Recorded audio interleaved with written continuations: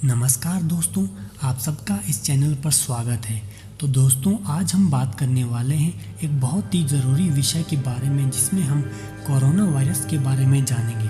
तो दोस्तों, वायरस एक सूक्ष्म या हम अंग्रेजी में कहें माइक्रो ऑर्गेनिज्म है, जिसे हम अपनी नंगी आंखों से नहीं देख सकते हैं। सबसे पहले हम इसकी संरचना अथवा स्ट्रक्चर के बारे में जानेंगे।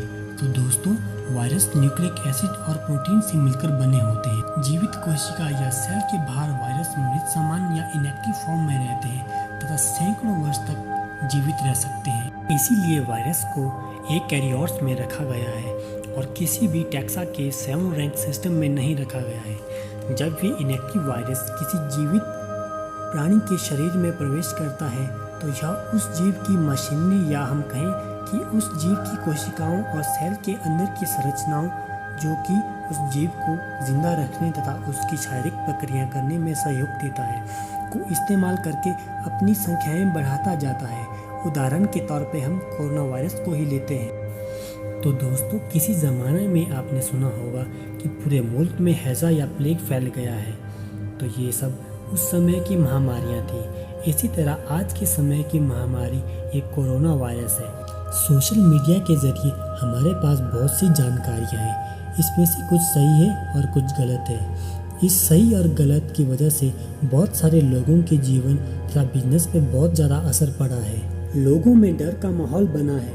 लोगों को यह लगने लगा है कि अगर ये बीमारी उनको हो जाए तो उनका मरना निश्चित है, जबकि ये बिल्कुल गलत है। इसलिए हम सबका यह फ़र्ज़ बनता है कि हम सही और गलत इन्फॉर्मेशन लोगों तक पहुँचाइए।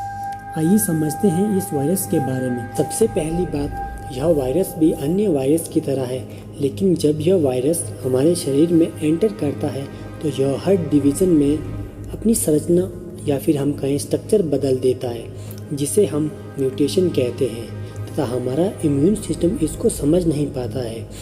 हम आपको यह बता दें, ये बीमारी क्लोज कॉन्टैक्ट या सांस के द्वारा फैलती है। यह एक रेस्पिरेटरी डिजीज़ है तथा ये वायरस हमारे नाक से होते हुए सीधे हमारे फेफड़ों में पहुंचता है। वहां ये उसकी संरचना में मौजूद स्पाइक्स की मदद से हमारे फेफड़ों में चिपक जाता है। ये वहां पर मल्टीप्लाई होता रहता है।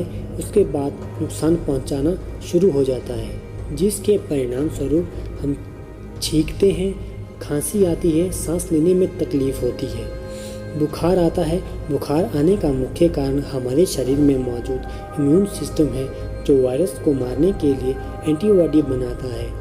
आपकी जानकारी के लिए बता दूं, अगर ये वायरस खाने के साथ आपके पेट में चला जाए तो पेट में मौजूद एसिड प्रोड्यूस होने की वजह से यह मर जाता है। तो लोगों में यह बहुत बड़ा अंधविश्वास है कि नॉन वेज खाने से कोरोना वायरस बीमारी होती है, जो कि बिल्कुल बेबुनियाद है।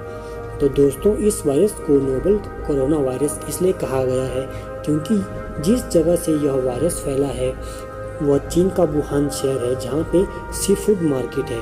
रिसर्च के मुताबिक एक एनिमल वायरस और एक ह्यूमन वायरस आपस में म्यूटेट करके एक नया वायरस बनाते हैं, इसीलिए इसे नोवेल कोरोना वायरस कहते हैं।